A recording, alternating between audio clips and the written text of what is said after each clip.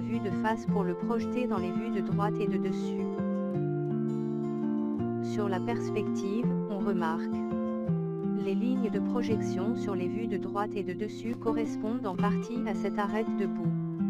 En position de dessus, l'arête de bout coupe cette arête verticale en un point particulier qui apparaît dans le contour de la vue de dessus. En position de droite, les deux arêtes forment les côtés du coin supérieur droit du petit rectangle et elles s'estompent sur le côté supérieur droit de leur point d'intersection. L'arête de bout coupe aussi cette autre arête horizontale en un autre point particulier qui apparaît dans le contour de la vue de droite. En position de dessus, sur la surface horizontale au pied de la surface inclinée, les deux arêtes s'estompent sur le côté inférieur droit de leur point d'intersection. Sur le dessin, en premier, le point trouvé sur le contour de la vue de droite est projeté sur la vue de dessus. Ainsi leur point d'intersection sur la vue de dessus qui leur délimite est déterminé. Sur la vue de droite, on trace en trait continu fort, d'abord cette arête de bout puis la petite arête verticale pour fermer le petit rectangle. Sur la vue de dessus, en trait continu fort, on trace d'abord l'arête de bout puis les portions de l'arête horizontale. On continue la projection avec ces deux points particuliers de la vue de dessus pour les projeter dans les deux autres vues. Sur la vue de droite, la ligne de projection verticale traverse complètement le contour.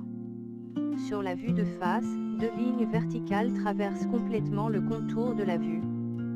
Sur la perspective. En position de droite, la ligne de projection sur la vue de droite correspond à la surface du fond de la rainure. Ces deux extrémités sont vues car elles se trouvent sur le contour de la vue de droite. En position de face, les deux lignes de projection correspondent en partie aux deux arêtes verticales au fond de la rainure. Seules leurs extrémités inférieures sont vues sur le contour. Sur le dessin, on marque d'abord ces extrémités. Sur la vue de droite, on trace en trait interrompu fin, l'arête au fond de la rainure.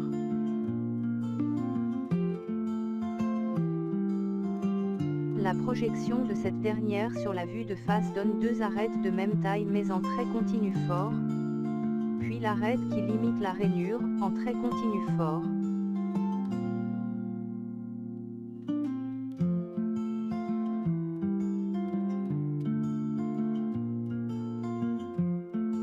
On continue la projection avec cet autre point de la vue de dessus.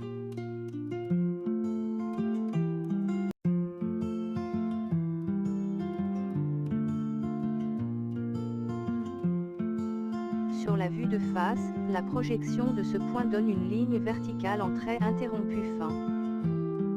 Puis on continue avec ce point de la vue de droite pour le projeter sur les deux autres vues. Sur la vue de face, la projection de ce point coïncide avec cette arête du contour.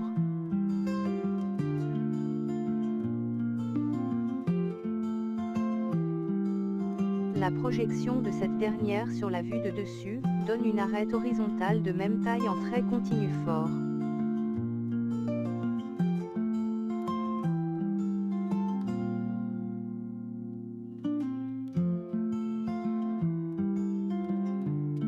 Puis on continue avec cet autre point particulier de la vue de droite pour le projeter sur la vue de face et la vue de dessus. Et c'est terminé.